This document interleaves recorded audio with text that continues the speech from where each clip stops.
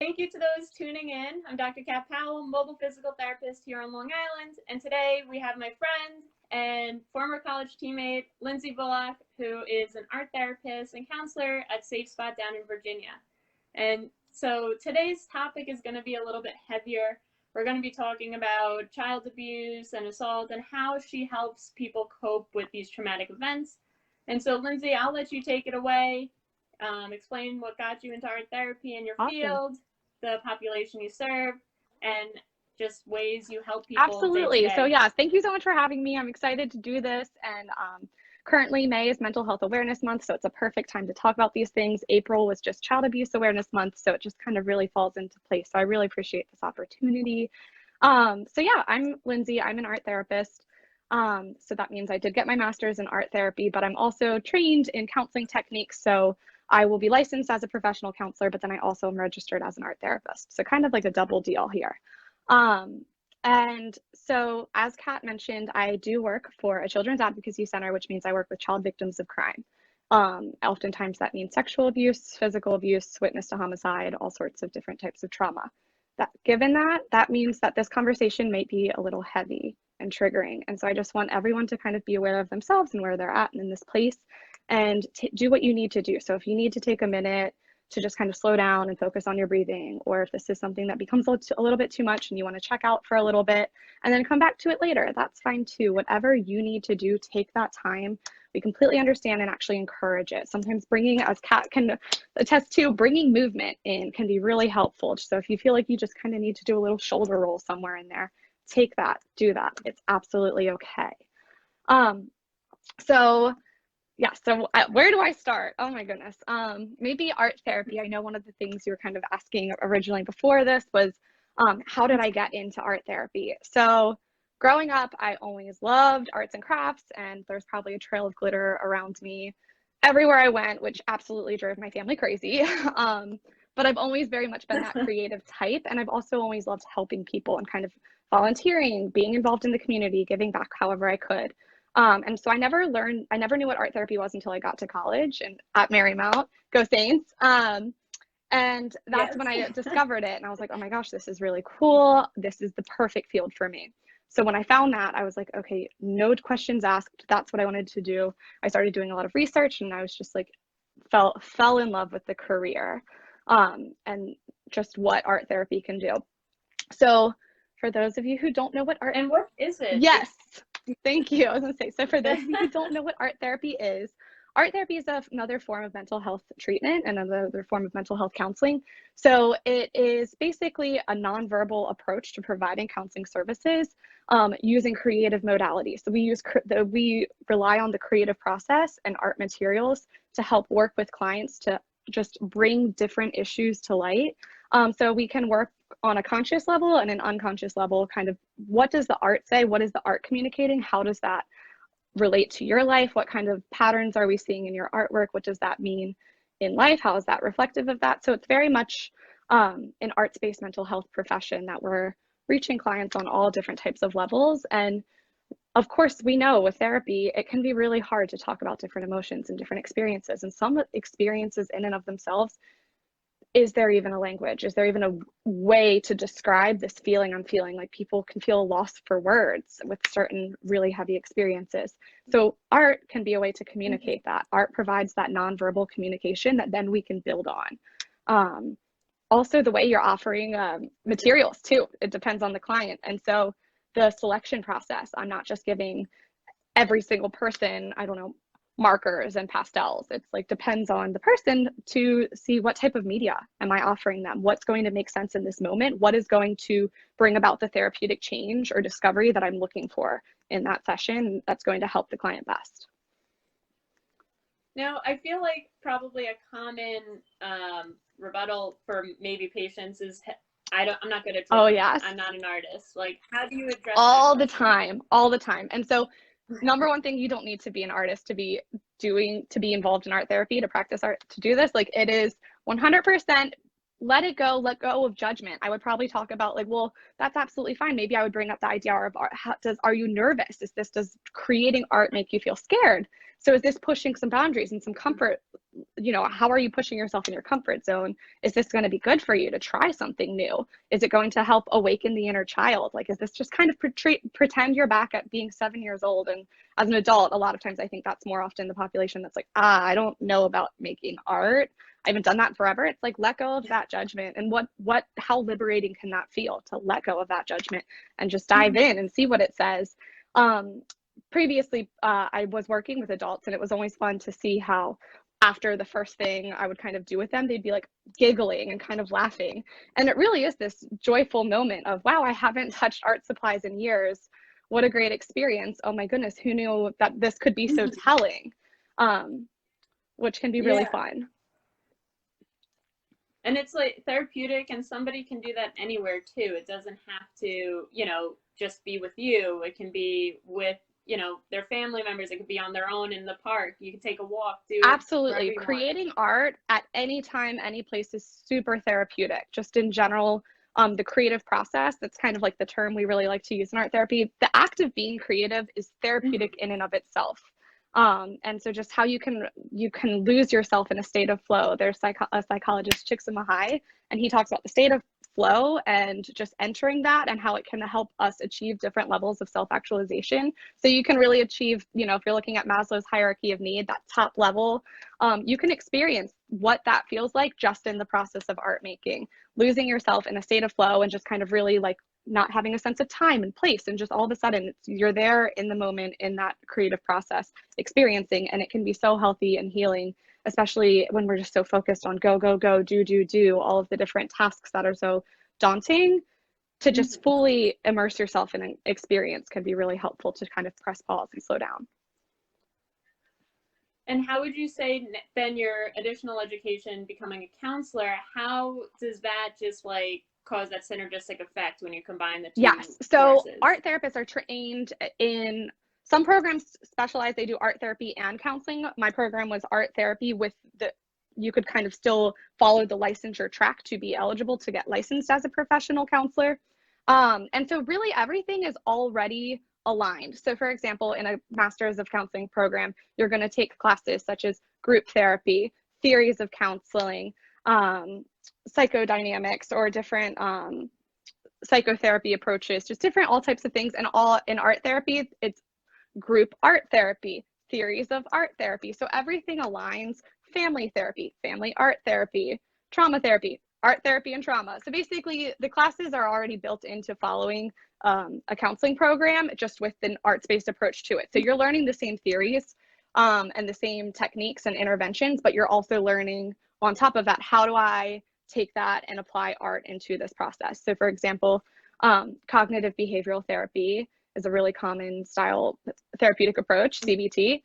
And so we do cognitive behavioral art therapy, which is very much still using the cognitive triangle of thoughts, feelings, and behaviors, and how are they all connected, but then also taking that and working on it on an imaginal level. So working in images and looking at how images relate. So it's all kind of built in together. Good question though. At the preschool, I worked with special needs children, and so the CBT there, that was used with the speech therapist, the OT, the PT, and just everybody came together, the teachers, of just trying to find the best plan that worked for every student individually. And art therapy too, in preschool, they are coloring more or trying to develop those motor skills to color, so that they are able to express and communicate, even if they are actually nonverbal, not because of a traumatic event, but just due to their disability. So many outlets of like, hey, now I have the picture board, and now Tommy knows I can pick the apple if I'm hungry, but I can't say apple. But now I know I can just bring you my board and point to what I want. Images and art are symbolic for language. Like that is one of the first forms of communication is art. Think back to prehistoric, like cavemen, like doing cave drawings in caves. Like art is just a way of expressing and a way of communication that is foundation to who we are as humans. Well, so mentioning one thing you mentioned was just kind of the idea of like the speech therapist, occupational therapist, the CBT therapist, everyone coming together to kind of support kids in that setting. And actually, I think that's a really good opening into what I do as an art therapist in a CAC. So for those of you who don't know what a CAC is, it's a Children's Advocacy Center, which is basically a setting, a one place where all avenues. It's very much a multidisciplinary kind of team that comes together to support kids throughout the process of disclosing a form of abuse. So when kids disclose abuse, it's really hard and really scary to say what happened to them, and then to ask them to say it to Child Protective Services, to law enforcement, to the prosecuting attorney, all of these people that they have to go through after disclosing once, to just continue to tell their story and retell their story and retell their story. That's re-traumatization over and over and over again. And so what we do as a CAC is we bring all of those disciplines into one place. And a child comes into a very friendly, safe zone. It's a child-friendly, safe space that is, you know, it's colorful, there's lots of toys, it's really warm and opening. In the they go through a process called a forensic interview, which is where they meet with someone who specialized in trauma and interviewing children in a way that's going to be very focused on what is best for them. It's not going to push too hard. So a lot of times when kids are abused, they're told really nasty things about, you're going to get in trouble if you ever tell anyone about this, or something like that. And then so rolling up to the police station kind of can reinforce some of these cognitions and fears that are already in them, which is where, okay, let's bring them to this like safe house where it's bright, it's colorful, there's all of these things, it's very child friendly, and it's going to be a very gentle process. And then so they meet with the forensic interviewer while that's being videotaped, and the child is aware, the family is aware, hey, there's a camera right here on the wall, and that's where everyone else is watching it behind the screen. And then so they can kind of see and have, you know, they know that's where law enforcement is, that's where Child Protective Services, so they still get the same information, but it's a little bit safer for the child. So that's kind of the model. And then afterwards, that's when they go ahead and get sent onward to therapy. And that's when I start working with them. Now, does the family, I guess the family knows that all these other services are watching. Is the child aware, or does it depend on the age? Okay, so even, I guess if they're little, you know, 6 or 7, like kind of old enough to start understanding things, but still maybe don't even understand the extent of the abuse they went through, versus a 16-year-old, right, 18-year-old, or yes, you know. no, they're all informed. They all know. When a child discloses abuse, the first thing is to call either law enforcement or Child Protective Services. And so those are usually the first points of contact that the child has. And so they're aware of who those people are. They're aware of the detective working the case. They know that person. They see that face. So when they come to the CAC, they know, like, okay, yes, I've met this person. I've seen this person before. And so yes, they're all. They're all pretty much aware. I guess if it's a really young kid, like we definitely have really young kids come in. And so when there are younger children, like 3-year-olds, of course, they might not have the cognitive ability and development to fully understand what is happening and that everyone is involved. But everyone knows that, yes, this is kind of what is happening. Okay. And how do you work with those little kids who, you know, how do you communicate to them, or how do you help them cope if they don't even Of course. So working through, once they get referred to therapy, and then I start to work with them, the very first step is we provide a pretty extensive treatment model. It's called trauma-focused cognitive behavioral therapy. It's the most effective treatment for working with sexually abused children.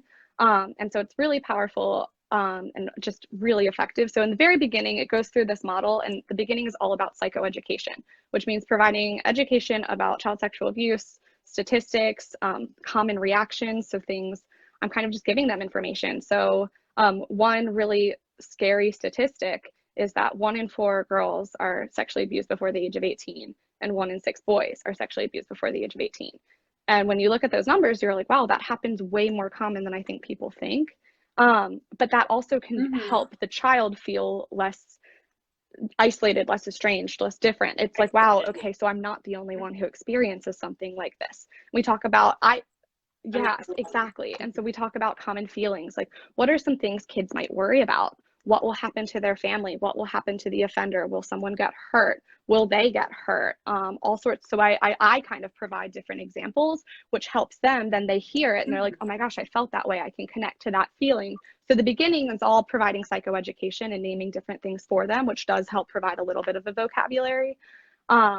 Teaching all about trauma and trauma reactions and responses. So feeling like you have headaches or stomach aches, different, if you're having bad dreams, can't sleep at night, feeling really like sore in your shoulders or extra fidgety, I'll name different types of responses, and then kids can kind of identify with which ones they feel, which ones are they experiencing. And then actually, so this is where things start to get where I like to tie in the art to what I'm doing. So as we're going through different trauma reactions and trauma responses, I will have kids create different clay figurines and little animals that might depict their trauma responses. So we know the basic responses in general to trauma are fight, flight, and freeze. So does this little animal have wings? Does it not? Does it have no legs because it's in freeze mode? Is it flying because it's in flight mode?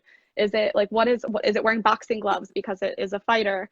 I've kind of coined the term trauma llama. So a lot of kids like to make little llamas that have, maybe, does it have like a little fidgety tail? What are his eyes? Like, what's kind of happening in this little like clay shaped body? And then they can go present that to their parents, and then I'll bring in their families. And now we have a way to talk about what this child is experiencing, but in a way that's very safe and contained in this little clay figurine, where they're like, oh my goodness, like now I can talk about it. And it feels a little bit easier to talk about this thing I'm holding here and describing what's happening than specifically like just pouring out everything I'm experiencing, while we know what they're experiencing is depicted in the animal. And then they'll also make those connections.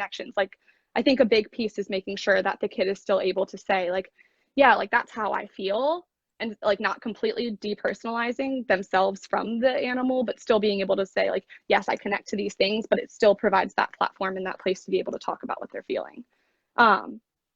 Yeah, so. And I know that like there's no magic pill in my field, there's no magic pill in your field. You know, it takes time for people to process and get through things. Now, what happens, let's say the abuser, you know, whether they go to jail or not, I feel like depending on the extent of the situation, that might not always happen. Or maybe the child does have to return back to their home where the abuse took place, whether the abuser is still there or not, returns. Like, how do you then, you know, you got them to one stage, they're now able to address these feelings and understand them a little bit more, but now they're back in their usual environment, where now the trigger comes back. Absolutely. So there's so many things to unpack kind of within that. So yeah, the idea of justice and how is justice served, because a lot of times, unfortunately, this isn't prosecuted. There's so much disbelief. Child sexual abuse is such a taboo topic, and people don't want to, it's hard to accept and acknowledge that this is very real and something that happens. So when this goes to trial, a lot of times it's hard for people to understand that this likely did happen. Kids don't lie about these types of things. And you know, there's just it can get all sorts of stuff about, like, you know, this. So I don't know, people will frame, different attorneys can frame things in different ways about maybe the child wanted this or was doing something like this. A child legally can't give consent to this. Like, this doesn't. And so it can be frustrating, but still helping families identify justice on their own terms is a big thing. So it's like, if there's not legal justice, what other ways how can we redefine justice for ourselves so that we're able to move forward? How can we be brave and be survivors and be strong and show this person that they're never going to take anything away from me? Kind of reframing that mentality. But yeah, so the idea of returning to home and kind of the place that the abuse happened, that actually happens very often. So usually there's always a safety plan set up. So part of what will happen is usually the alleged offender will be removed from the home. So the child and the non-offending caregiver or non-offending family members will still reside in their same home. So actually, as I'm working with them, they are still going back and forth to that home. That's where they live. And TFCBT is really big in caregiver involvement. So the non-offending caregivers are involved in treatment every step of the way. So I was kind of explaining how the kid will present their little clay figurine. So every phase and component of the treatment, I'm involving the parents in, and I tell the parents in the beginning, this is super effective and super successful when working with kids, but part of that comes from you. So you have to do this work too. And so they're very involved the whole way. So they're creating different structures and routines in their home to create stability, not reinforcing any potentially negative cognitions. For example, it's easy for non-offending caregivers to think, wow, like this is so horrifying that this happened to my child, which it absolutely is. But that means they get ice cream for dinner every single night this week. And that's not going to do any good for that child. That's going to reinforce that they are different because this happened to them, now they're different. So we want routines, and we want the same level of just kind of routine and discipline, and everything stays the same, because we want them to remember, no, I'm still normal. This isn't going to define me. And so holding that and kind of helping them understand why it's important to maintain those routines and that structure, providing all of the positive reinforcement and praise and all of the good things, how to manage different behaviors. A lot of times trauma reactions and different behaviors can be really hard to manage. There's a lot of anger and defiance, and maybe some kids want to break things. And so that can be really upsetting and hard for a parent to take on. So working with parents through parenting strategies on how to work through these different behaviors. And there's actually, and tying it. Sorry, I was just going to say one last thing. There's also really cool programs that help child survivors of abuse with redoing their rooms. So there's different agencies that will help them. They'll get a new bedroom suite, or they'll remodel their room. They'll paint their room a different color, do different things. So it's like, while they're still in the same home, let's flip it. So it kind of has exactly. That's awesome. And to kind of touch back on how you said, the parent, I'm sure, again, this was a terrible thing that happened to their child. They want to do anything to comfort them, make them feel better, which is expected. But then you think about, my brain, more kind of negative health behaviors. Feeding ice cream every night leads to somebody feeling crappy, more so, or more sedentary lifestyles, and not, choosing healthier behaviors, which ultimately help with coping, their mindset, their mentality, and everything, just feeling better to absolutely, absolutely, yes. And so, yes, those coping strategies are huge. So right after providing all of the psychoeducation as part of TFCBT, right, once we go through that, that's when we start going into relaxation techniques and relaxation strategies, coping skills that are going to be healthy, as opposed to some of, and we understand that a lot of their reactions and responses, maybe it is like overeating or undereating and kind of changes in appetite, they very much are symptomatic of what happened. Let's take this though, and like, what are some healthier things that we can do? So we really, I think I think the mindfulness movement has really blown up and is really incredible, but it's so true, because there's so much that can be done through being kind of attuning into the moment and just kind of practicing mindfulness, paying attention to your breath and focusing in on that. And then of course, this is where I also get super creative and love to add in different art-based things. So maybe we are blowing like watercolor bubbles and like having all of these really cool bubbles that are brightly paint colors that then we're making prints with. We're taking the bubble mixture that is all paint and colorful, and we're adding that in, but focusing still in on how big of a bubble can we get? How do we get the bigger bubble? Is it through a slower, more focused breath? How do we do how can we kind of slow ourselves down? Kind of different through movement. Yoga can be really, really huge. There's a lot of trauma-based yoga poses and different trauma yoga work that can be done. So kind of doing those types of postures can be really healing and helpful. As an art therapist, I'm like, let's throw some paint around sometimes. Like maybe we're angry and we need to throw some water balloons filled with paint, like do all sorts of different types of really expressive things. How can you pour yourself into the artwork? Like how can you communicate different things? I actually have something I love to do is what I call altered books. And so it's kind of the idea where this is a story that's already been written, but I'm going to take it and I'm going to make it mine. So you kind of go through the book and create artwork and put different things and do different things into the pages. And maybe you find a poem and you find new words that you kind of highlight to create your own story based on whatever it says. So there's tons of different things that you can kind of, or like you're collaging, maybe you're adding different things to the pages, but you take that. And so this is something I personally really enjoy doing. And I think kids really like this too and think it's a cool idea. It's like, oh my gosh, a book? I'm not supposed to write in this. I'm not supposed to do that. So it kind of taps into their like that defiant side that they're eager to do, but then it's like, okay, no, we're going to take it. We're going to do something cool with it. But then what are these pages communicating, and like, what story did you make out of this? And what does that say? And how is that expressing where you're at and how you're feeling? That's awesome. Now, do you take any book? Do you take more of an age appropriate book so that maybe a passage that they come upon is more relatable to them and their point? Yes. So I do try to, it depends. Ultimately, I'm always trying to screen the book because I want the book to have appropriate content for them. So a lot of times with kids, depending on if I can't give them a book, I'll just give them a page. Like I'll be like, take this book and rip a page out. A great book that is awesome for this is Little Women. So if anyone ever wants to donate some Little Women, copies of Little Women to me, it's amazing. It just, there's so much, so many strong female characters in that story. And just going through different types of things that it can be really evocative. So Little Women is one of my favorite ones to give and to use. That's awesome.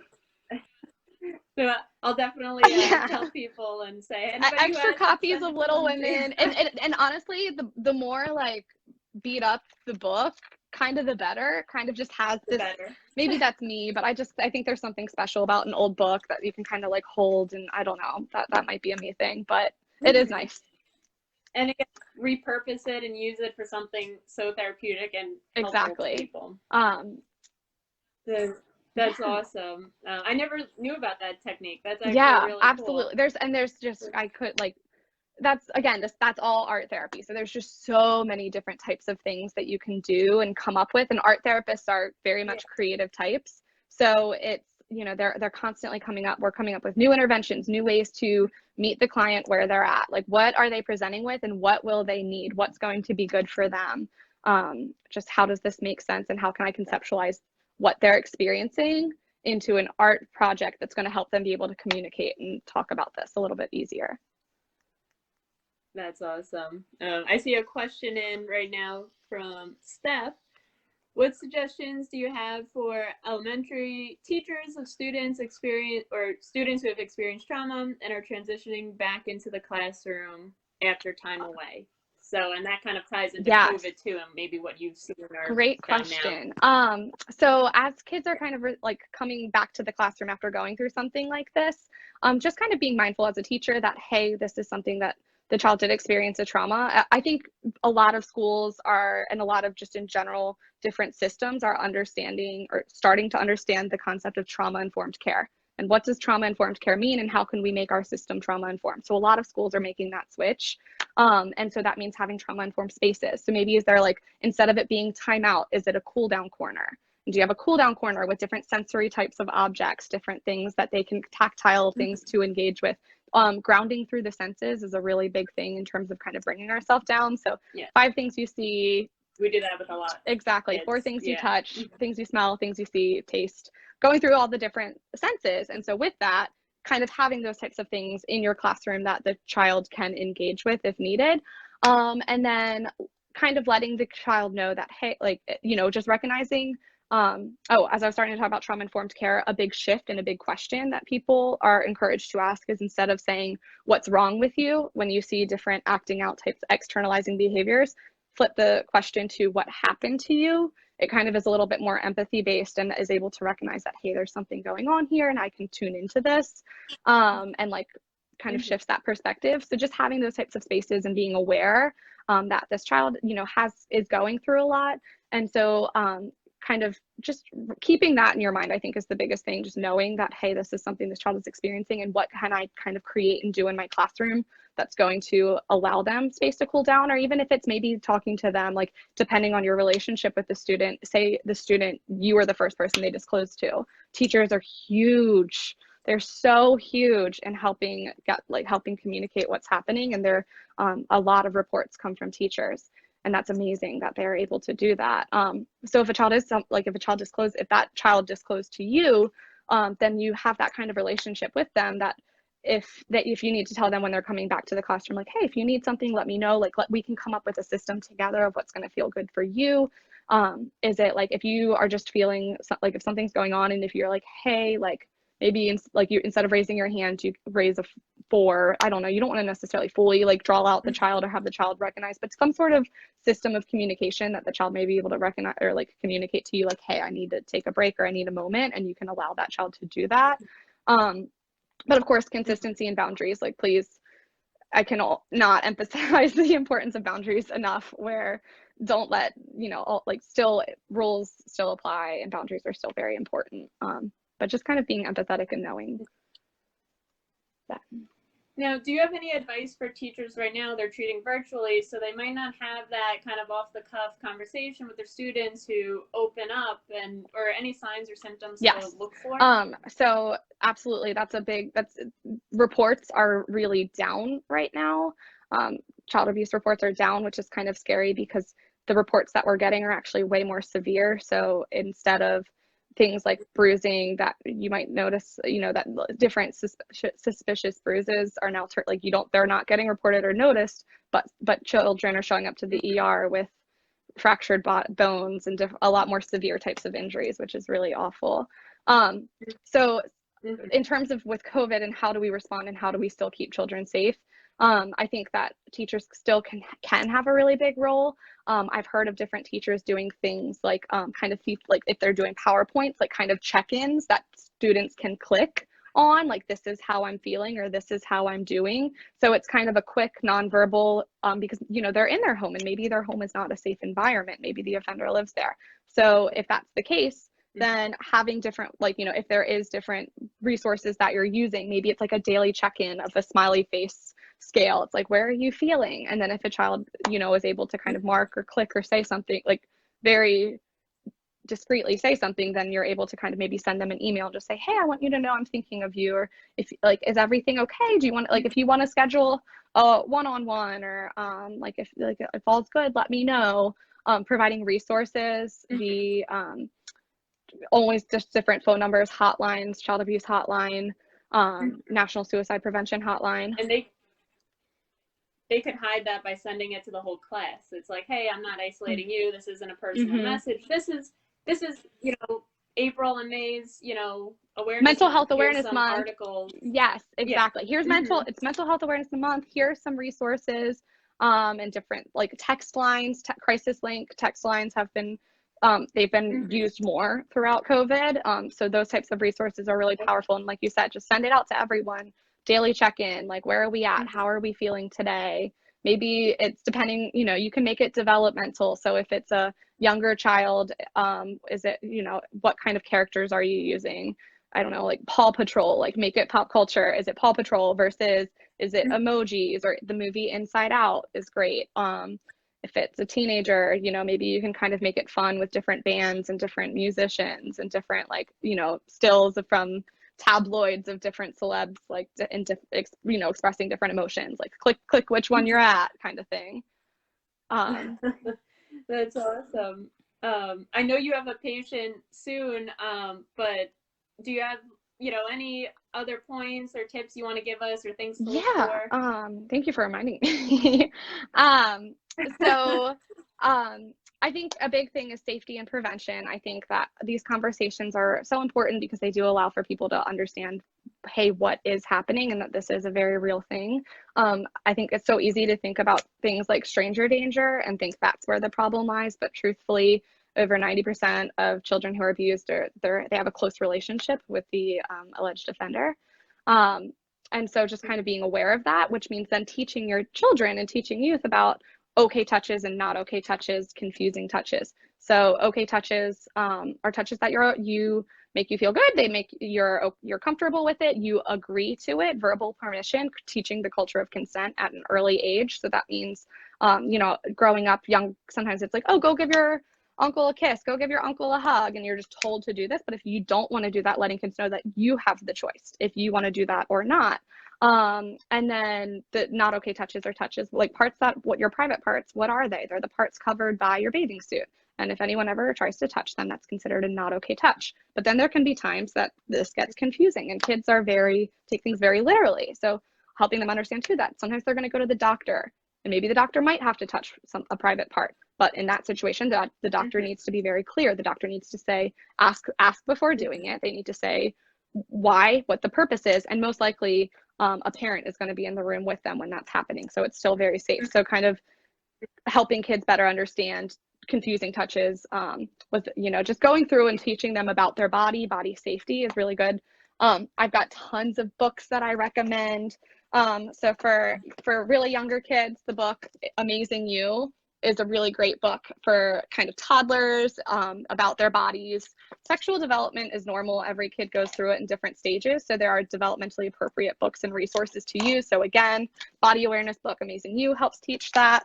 A book about keeping private parts private, I Said No, is a really good one.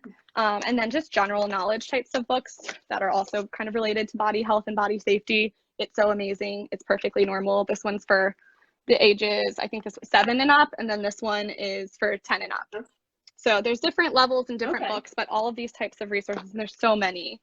Your Body Belongs to You, that's another good one. But different types of resources and books just teach that to your kids, so then they know, and that means if they're ever in a situation, 3 words they can say: no, go, tell. Say no, go and tell someone if you're ever in an uncomfortable situation. That's awesome. Lindsay, this Take has home been messages. great. I definitely want to do this again because it's so fun. It's so informative, even about a not fun Absolutely. topic. I think this is going to help a ton of people, and especially with more kids home and parents home now. Anybody tuning in now or later can bring these conversations up with their kids. They can, have their kids share it to their friends as Absolutely. well. So maybe, they know that one of their friends at home isn't in a great spot, and this can help somebody. So is there any way that people could contact you or reach out if they have any other questions? So I'll put my email, and like maybe we can comment that, or my Instagram is at LindsayB _ATX art therapy. So at LindsayB _ATX, or I can pin my email. Feel free to send me questions or anything. That absolutely works. Awesome. Well, this was great. Enjoy the rest of your day and this lovely 3-day weekend, Memorial Day weekend. Here we are. Yeah. So stay safe, and thank you so much again. Thank you for having me. Bye, everyone. Thanks for listening and tuning in. Yes, thank you. Bye, guys.